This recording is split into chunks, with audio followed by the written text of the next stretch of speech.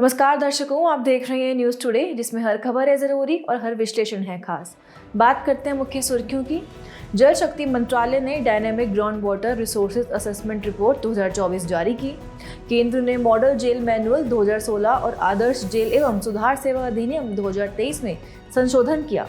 Centre for monitoring Indian economy के अनुसार भारतीय कॉफी निर्यात पहली बार $1 बिलियन को पार कर गया। संयुक्त राष्ट्र खाद्य एवं कृषि संगठन UNFAO ने सांख्यिकी ईयरबुक विश्व खाद्य और कृषि 2024 जारी की। संयुक्त राज्य अमेरिका के एक अपील न्यायालय ने नेट न्यूट्रलिटी के खिलाफ फैसला सुनाया। तमिलनाडु के मुख्यमंत्री ने सैंधव लिपि को पढ़ने वाले को $1 मिलियन का पुरस्कार देने की घोषणा की। चलिए बुलेटिन की शुरुआत करते हैं और नजर डालते हैं आज की पहली मुख्य खबर पर। जल शक्ति मंत्रालय ने dynamic ground water resources assessment report 2024 जारी की। केंद्रीय भूजल बोर्ड CGWB और राज्यों या केंद्र शासित प्रदेशों द्वारा 2022 से प्रतिवर्ष भूजल संसाधनों का आकलन किया जा रहा है। चलिए रिपोर्ट के मुख्य बिंदुओं पर एक नजर डालते हैं। सबसे पहले बात करें पुनर्भरण की, तो साल 2024 में भारत में कुल वार्षिक भूजल पुनर्भरण 446.90 बिलियन क्यूबिक मीटर यानी BCM रहा। यह साल 2023 के 449 BCM से थोड़ा कम है। इसमें वर्षा का योगदान लगभग 61% है। दूसरा है जल की निकासी। इसमें वार्षिक निकासी योग्य भूजल संसाधन 2023 में 407.21 BCM था। यह 2024 में मामूली रूप से घटकर 406.19 BCM हो गया। भूजल दोहन का समग्र स्तर 59.21% से मामूली रूप से बढ़कर 60.47% हो गया है। चलिए अब भूजल दोहन के आकलन के वर्गीकरण को समझते हैं। सुरक्षित रूप में वर्गीकृत आकलन इकाइयां 2023 की 73% की तुलना में मामूली रूप से बढ़कर 2024 में 73.4% हो गई थी। इसके अलावा 3.05% आकलन इकाइयों को गंभीर यानी क्रिटिकल श्रेणी में वर्गीकृत किया गया है। इतना ही नहीं, 11.1% आकलन इकाइयां अति दोहन की गई यानी ओवर एक्सप्लॉइटेड श्रेणी में वर्गीकृत की गई हैं। बात करें अति दोहन की गई इकाइयों के संकेंद्रण की, तो उत्तर पश्चिम में आने वाले राज्य पंजाब, हरियाणा, दिल्ली व पश्चिमी उत्तर प्रदेश, पश्चिम में राजस्थान एवं गुजरात तथा दक्षिण के राज्य कर्नाटक, तमिलनाडु, तेलंगाना और आंध्र प्रदेश में किया गया है। बता दें, अति दोहन एक वर्ष में भूजल का जितना पुनर्भरण यानी रिचार्ज होता है, उससे अधिक जल की निकासी को अति दोहन कहा जाता है। वहीं गंभीर का अर्थ वार्षिक आधार पर जितना दोहन योग्य भूजल संसाधन उपलब्ध है, उसका 90 से 100% दोहन की स्थिति को गंभीर माना जाता है। और सुरक्षित स्थिति को समझें तो भूजल पुनर्भरण का 70% से कम दोहन सुरक्षित स्थिति में आता है। चलिए अब आगे बढ़ते हुए भूजल में कमी के लिए उत्तरदायी कारक जानते हैं। पहला है सिंचाई। सिंचाई के लिए अत्यधिक भूजल का उपयोग किया जाता है। प्राप्त आंकड़ों के अनुसार लगभग 60% भूजल सिंचाई के लिए उपयोग किया जाता है। इसके अलावा बहुत अधिक जल से सिंचाई यानी खेत को पानी से भरना, चावल जैसी अत्यधिक जल की मांग वाली फसलों को उगाना आदि खराब कृषि पद्धतियां भी जिम्मेदार हैं। दूसरा है पुनर्भरण। वनस्पति की हानि, वर्षा में स्थानिक और अस्थायी भिन्नता आदि के कारण भी भूजल पुनर्भरण में कमी आती है। और तीसरा है जलवायु परिवर्तन। अनियमित वर्षा पैटर्न भूजल पुनर्भरण को प्रभावित कर रहा है। खबर के आखिर में केंद्रीय भूजल बोर्ड यानी CGWB के बारे में भी बात कर लेते हैं। CGWB का गठन 1970 में किया गया था। यह भूजल और उससे जुड़े मुद्दों से निपटने के लिए जल शक्ति मंत्रालय के अंतर्गत कार्य करने वाला एक शीर्ष निकाय है। इसके कार्य भूजल से संबंधित समस्याओं के समाधान हेतु प्रौद्योगिकियों का विकास करना, भूजल संसाधनों के वैज्ञानिक एवं सतत विकास और प्रबंधन के लिए राष्ट्रीय नीतियों की निगरानी व कार्यान्वयन करना आदि है। चलिए बढ़ते हैं अगली मुख्य खबर की ओर। केंद्र ने मॉडल जेल मैनुअल 2016 और आदर्श जेल एवं सुधार सेवा अधिनियम 2023 में संशोधन किया। गृह मंत्रालय ने मॉडल जेल मैनुअल 2016 के नियमों और आदर्श जेल एवं सुधार सेवा अधिनियम 2023 में संशोधन किया है। इसका उद्देश्य देश भर की जेलों में जाति आधारित भेदभाव एवं वर्गीकरण को समाप्त करना है। ये संशोधन सुकन्या, शांता बनाम भारत संघ और अन्य मामले में कैदियों के बीच जाति आधारित भेदभाव उन्मूलन पर सुप्रीम कोर्ट के आदेश के अनुपालन में किए गए हैं। सुप्रीम कोर्ट ने यह भी निर्देश दिया है कि जेल मैनुअल में आदतन अपराधियों का उल्लेख संबंधित राज्य के आदतन अपराधी कानून में दी गई परिभाषाओं के अनुसार होना चाहिए। आपको बता दें कि आदतन अपराधी वे व्यक्ति होते हैं जिन्हें अलग अलग अपराधों के लिए 5 वर्षों के भीतर कई बार दोषी ठहराया जाता है और सजा सुनाई जाती है। इसके अलावा अपील या समीक्षा पर भी उनकी सजा को कम या खत्म नहीं किया जाता है। चलिए इन अधिनियमों में किए गए मुख्य संशोधनों पर एक नजर डालते हैं। जेल प्राधिकारी सख्ती से सुनिश्चित करेंगे कि कैदियों के साथ उनकी जाति के आधार पर भेदभाव, वर्गीकरण या अलगाव नहीं किया जाए। इसमें जेल के भीतर कर्तव्यों या काम का आवंटन भी शामिल है। जाति के आधार पर भेदभाव संविधान के अनुच्छेद 14 यानी कि कानून के समक्ष समानता, अनुच्छेद 15 के अंतर्गत भेदभाव के निषेध, अनुच्छेद 17 यानी कि अस्पृश्यता के उन्मूलन आदि मूल अधिकारों के तहत निषिद्ध है। हाथ से मैला उठाने वाले कर्मियों के नियोजन का प्रतिषेध और उनका पुनर्वास अधिनियम 2013 के प्रावधान जेलों एवं सुधार संस्थानों पर बाध्यकारी प्रभाव डालेंगे। जेल के अंदर हाथ से मैला उठाने या सीवर या सेप्टिक टैंक की मैनुअल रूप से खतरनाक तरीके से सफाई की अनुमति नहीं दी जाएगी। आइए भारत में जेल से संबंधित क्या प्रावधान है इसके बारे में भी समझते हैं। जेल या उनमें निरुद्ध व्यक्ति संविधान की 7वीं अनुसूची की सूची 2 की प्रविष्टि 4 के तहत राज्य सूची का विषय है। इस प्रकार जेलों का प्रशासन और प्रबंधन संबंधित राज्य सरकारों की जिम्मेदारी है। ये जेल अधिनियम 1894 और संबंधित राज्य सरकारों के जेल मैनुअल द्वारा शासित है। हालांकि आदर्श जेल अधिनियम 2023 ने जेल अधिनियम 1894 का स्थान ले लिया है। Centre for monitoring Indian economy के अनुसार भारतीय कॉफी निर्यात पहली बार $1 बिलियन को पार कर गया। Centre for monitoring Indian economy नामक थिंक टैंक के अनुसार 2024 में भारतीय कॉफी का निर्यात $1.68 बिलियन को पार कर गया। यह मूल्य डॉलर के हिसाब से 45% की वृद्धि को दर्शाता है। चलिए सबसे पहले निर्यात में वृद्धि के लिए जिम्मेदार कारक जानते हैं। पहला कारक है रोबस्टा कॉफी की कीमतों में उछाल। वैश्विक स्तर पर कॉफी की खपत में वृद्धि के कारण 2024 में कॉफी की कीमतों में 60% से अधिक की वृद्धि हुई, जो 45 वर्ष के उच्चतम स्तर पर पहुंच गई थी। इसका कारण खराब मौसमी घटना जैसे सूखा था। इससे ब्राजील और वियतनाम जैसे प्रमुख कॉफी उत्पादक देशों से आपूर्ति बाधित हो गई। दूसरा है यूरोपीय यूनियन डिफॉरेस्टेशन रेगुलेशन यानी EUDR, जिसके तहत उन उत्पादों के आयात पर प्रतिबंध लगाया जा सकता है या उनकी कीमतों में वृद्धि हो सकती है जो वनों की कटाई से जुड़े क्षेत्रों में उगाए गए हैं। इसके कारण यूरोपीय आयातकों ने कॉफी जैसे उत्पादों का पहले से ही अधिक मात्रा में स्टॉक करना शुरू कर दिया है। इससे वैश्विक स्तर पर कॉफी के निर्यात में वृद्धि हुई है। अब कॉफी उत्पादन की स्थिति को देखें तो भारत 2022-23 में विश्व का 8वां सबसे बड़ा कॉफी उत्पादक देश बन गया था। ब्राजील विश्व का सबसे बड़ा कॉफी उत्पादक देश है जो वैश्विक उत्पादन में लगभग 40% का योगदान देता है। इसके दक्षिण भारत में पश्चिमी घाट के वर्षावनों में पारंपरिक रूप से खेती की जाती है। इसका उत्पादन करने वाले प्रमुख राज्यों में कर्नाटक में सर्वाधिक उत्पादन, उसके बाद केरल, तमिलनाडु, आंध्र प्रदेश और उड़ीसा शामिल हैं। इसके अलावा अरेबिका और रोबस्टा कॉफी का प्रमुख आर्थिक महत्व है। अरेबिका की गुणवत्ता रोबस्टा से बेहतर होती है और इसकी कीमत भी रोबस्टा की तुलना में अधिक होती है। भारत रोबस्टा का 5वां सबसे बड़ा उत्पादक देश है। देश के कुल कॉफी उत्पादन में इसकी लगभग 72% की हिस्सेदारी है। अब हम बात करेंगे कॉफी की खेती के लिए जरूरी परिस्थितियों और कारकों के बारे में। अरेबिका कॉफी की खेती के लिए गहरी, उपजाऊ और कार्बनिक पदार्थों से भरपूर मिट्टी उपयुक्त होती है।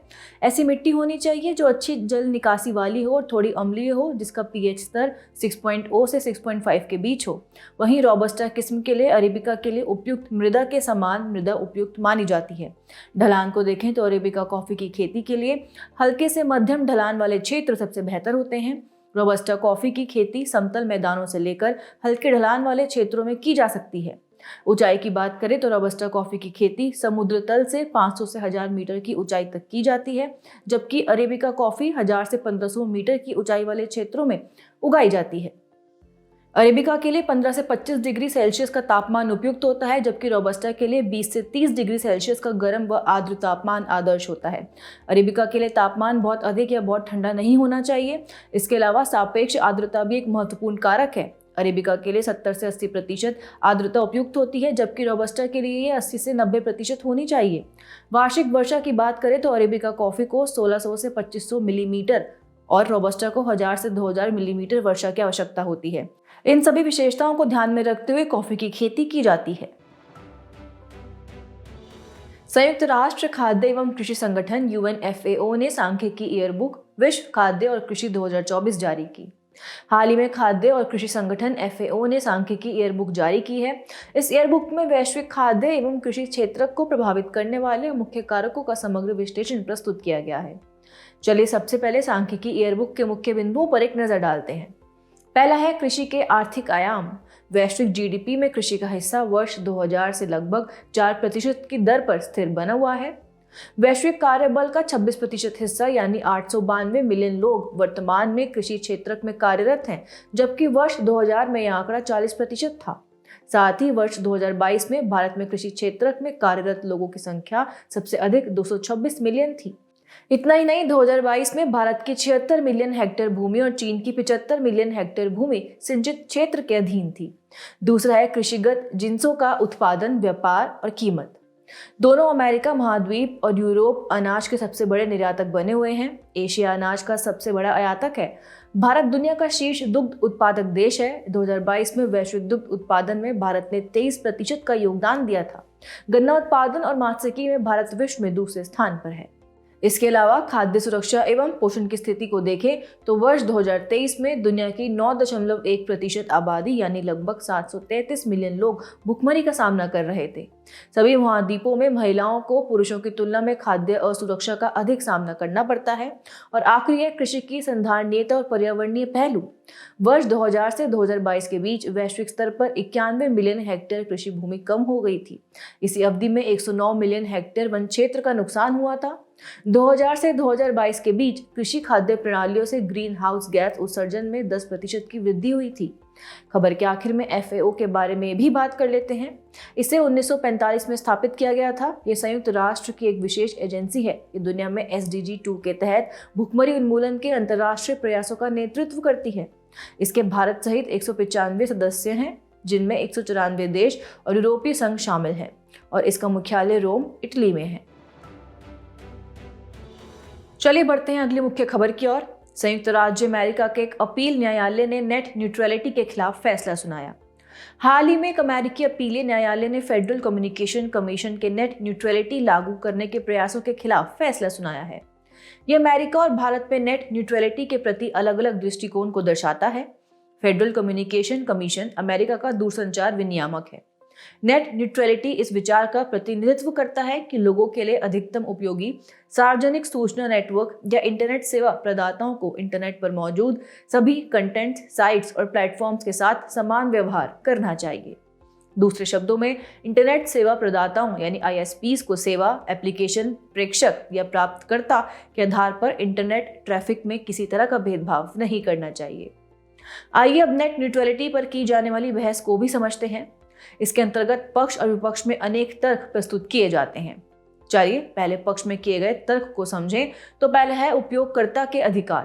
प्रत्येक व्यक्ति को बिना किसी सेंसरशिप या हस्तक्षेप के ऑनलाइन स्वतंत्र रूप से अपनी बात कहने का मूल अधिकार है तथा बिना किसी रुकावट के इंटरनेट तक पहुंच का अधिकार प्राप्त है। दूसरा है गोपनीयता। नेट न्यूट्रलिटी के बिना ISPs इंटरनेट ट्रैफिक की जांच और उसमें हेरफेर कर सकते हैं। इससे उपयोगकर्ता की गोपनीयता से समझौता हो सकता है। और तीसरा है नवाचार एवं उद्यमिता। नेट न्यूट्रलिटी स्टार्टअप्स तथा बड़ी दिग्गज टेक कंपनियों के लिए समान अवसर सुनिश्चित कर सकती है। वहीं विपक्ष में तर्क की बात करें तो पहला है ISPs के लिए राजस्व की हानि। फाइबर आधारित अवसंरचनाओं और नई एक्सेस बेस्ड प्रौद्योगिकियों में निवेश पर प्रतिकूल प्रभाव पड़ेगा। दूसरा है समान अवसर का अभाव। भारत में दूरसंचार प्रदाताओं को वॉइस कॉल और संदेश जैसी समान सेवाओं के लिए उच्च लागत एवं विनियामकीय अनुपालन का सामना करना पड़ता है। और तीसरा है OTT ऐप्स पर चयनात्मक प्रतिबंध लगाने की आवश्यकता। अशांत क्षेत्रों में इंटरनेट को पूरी तरह से शटडाउन करने की बजाय संचार सेवाएं प्रदान करने वाले कुछ OTT ऐप्स को चुनिंदा रूप से प्रतिबंधित किया जा सकता है ताकि शिक्षा और स्वास्थ्य जैसी महत्वपूर्ण सेवाओं में बाधाएं उत्पन्न ना हो। भारत में नेट न्यूट्रलिटी संबंधी फ्रेमवर्क को जाने तो 2018 में दूरसंचार विभाग यानी DOT ने नेट न्यूट्रलिटी पर रेगुलेटरी फ्रेमवर्क को अधिसूचित किया था। इसमें इंटरनेट एक्सेस सर्विसेज द्वारा कंटेंट के प्रति गैर भेदभावपूर्ण व्यवहार के सिद्धांतों को शामिल किया गया था। हालांकि ये content delivery network CDN, internet of things IoT, विशिष्ट सेवाओं आदि के लिए गैर भेदभाव नियमों से संबंधित कुछ अपवादों की अनुमति देता है। बात करते हैं अंतिम मुख्य खबर की। तमिलनाडु के मुख्यमंत्री ने सैंधव लिपि को पढ़ने वाले को $1 मिलियन का पुरस्कार देने की घोषणा की। तमिलनाडु के मुख्यमंत्री ने सिंधु घाटी सभ्यता की लिपि को पढ़ने और उसके शब्दों का अर्थ बताने वाले को $1 मिलियन का पुरस्कार देने की घोषणा की है। चलिए सबसे पहले सिंधु घाटी सभ्यता की लिपि के बारे में बात करते हैं। ये लिपि लगभग 60 उत्खनन स्थलों से प्राप्त हुई है। वर्तमान में इस लिपि के लगभग 3500 नमूने पत्थर पर उकेरी गई मुहरें, ढले हुए टेराकोटा और फ्योन से बने ताबीजों, मृदबांडों के टुकड़े आदि के रूप में बचे हुए हैं। इसकी लेखन शैली की बात करें तो सैंधव लिपि एक अज्ञात लेखन प्रणाली है। इसमें मिले अभिलेख आमतौर पर बहुत छोटे हैं, जिनमें औसतन 5 प्रतीक अक्षर हैं। इसे आमतौर पर दाएं से बाएं लिखा गया है। लंबे लेखों में कभी कभी बोस्ट्रोफेडोन शैली का प्रयोग किया गया है। बोस्ट्रोफेडोन शैली में पहली पंक्ति दाएं से बाएं और अगली पंक्ति बाएं से दाएं लिखी जाती है। आपको बता दें, इसमें आंशिक रूप से चित्रात्मक प्रतीक अक्षरों का उपयोग किया जाता है।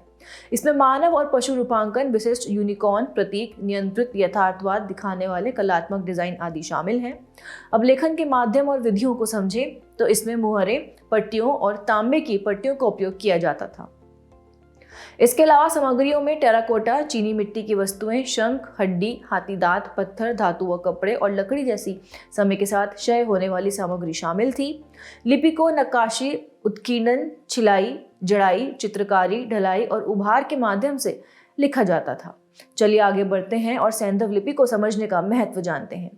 पहला है ऐतिहासिक महत्व। इससे सिंधु घाटी सभ्यता और बाद की वैदिक प्रथाओं के बीच संबंध तथा अन्य समकालीन सभ्यताओं के साथ उनके संबंधों को उजागर किया जा सकता है। दूसरा है भाषाई और नृजातीय संबंध। इससे सैंधव भाषाओं और द्रविड़ व इंडो यूरोपीय परिवारों की समकालीन भाषाओं के बीच संबंध स्थापित करने में मदद मिल सकती है। खबर के अंत में सिंधु घाटी सभ्यता के बारे में भी जानकारी प्राप्त कर लेते हैं।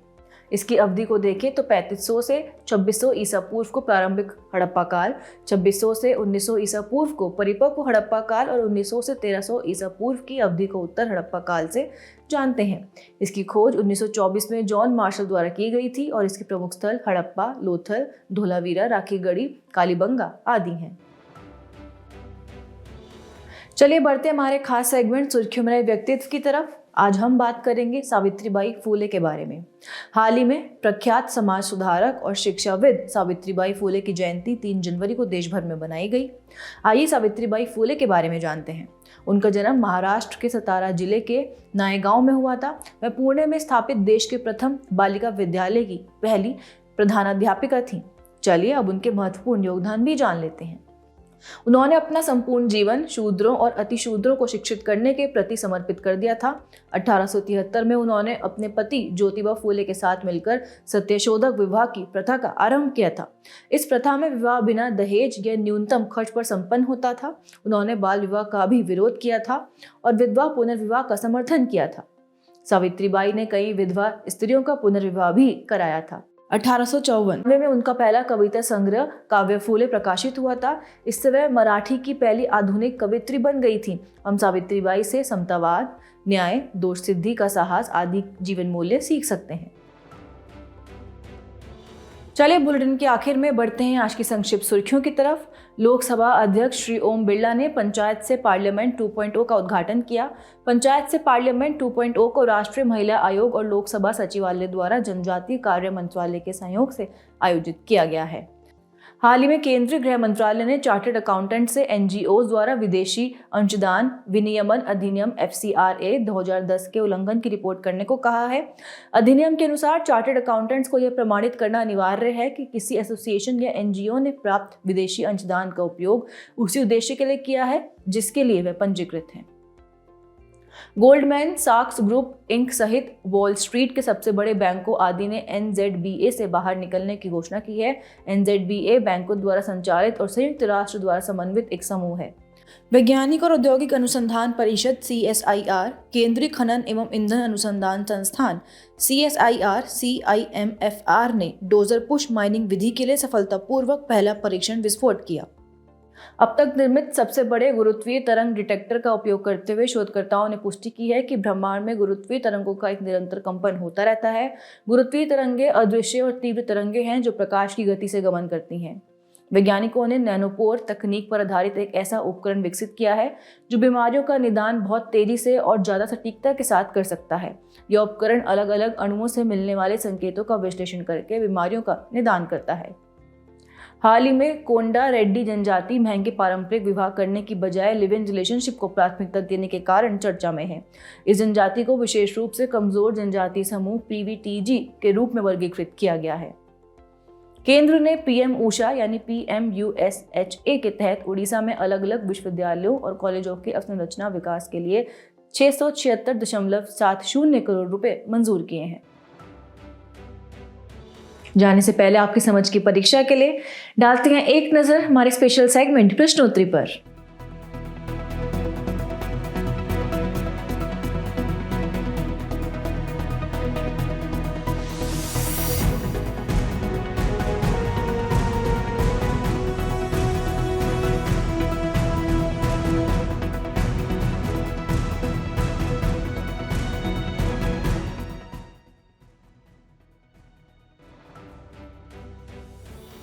हमसे जुड़ने के लिए आपका धन्यवाद। उम्मीद है न्यूज़ टुडे का यह बुलेटिन आपको पसंद आया होगा।